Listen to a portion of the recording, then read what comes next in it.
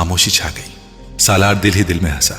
سعد کے پیروں کے نیچے سے یقیناً اس وقت زمین نکل گئی تھی۔ آئے تھے؟ کب؟ اس بار وہ بے اختیار اکلایا۔ 11 بجے کے قریب۔ تم اس وقت کسی لڑکی کے ساتھ مصروف تھے۔ میں نے تم لوگوں کو ڈسٹرب کرنا مناسب نہیں سمجھا، اس لیے وہاں سے واپس آ گیا۔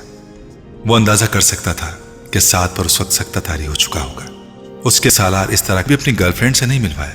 اس نے مزید کہا، سعد کو سانس لینے میں جتنی دقت ہو رہی ہوگی وہ اندازہ کر سکتا تھا، بس ویسے ہی ملوا دوں گا۔ اس نے دوسری طرف سے بے حد مدھم اور معذرت خور سے اس کا ذکر مت کرنا۔ اس نے ایک ہی سانس میں کہا، میں کیوں ذکر کروں گا، تمہیں گھبرانے کی ضرورت نہیں ہے۔ سالار اس کی کیفیت سمجھ سکتا تھا۔ اسے اس وقت سعد پر کچھ ترس آ رہا تھا۔ اس رات سعد نے چند منٹوں بعد ہی فون رکھ دیا۔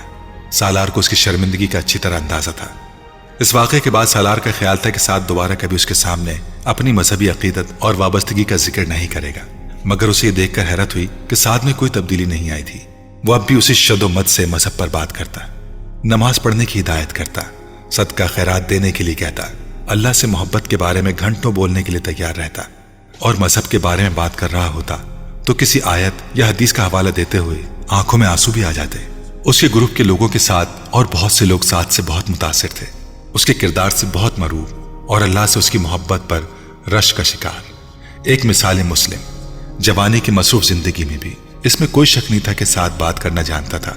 اس کا انداز بیان بے حد متاثر کن تھا، اور اس کے شناسہ لوگوں میں صرف سالار تھا جس پر اس کی نصیحت کوئی اثر نہیں کرتی تھی، جو اس سے ذرا برابر ہی متاثر نہیں تھا، اور نہ ہی کسی رشک کا شکار۔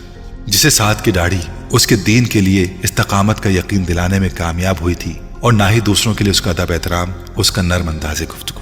امامہ سے مذہبی لوگوں کے لیے اس کی ناپسندیدگی کا آغاز ہوا تھا۔ جلال نے اسے آگے بڑھایا تھا اور سعد نے اسے انتہا پر پہنچا دیا تھا۔ اس کا خیال تھا کہ مذہبی لوگوں سے بڑھ کر منافق کوئی دوسرا نہیں ہوتا۔ داڑھی رکھنے والا مرد اور پردہ کرنے والی عورت کسی بھی قسم کی بلکہ ہر قسم کی برائی کا شکار ہوتے ہیں، اور ان لوگوں سے زیادہ جو خود کو مذہبی نہیں کہتے۔ ان کو مستحکم کیا۔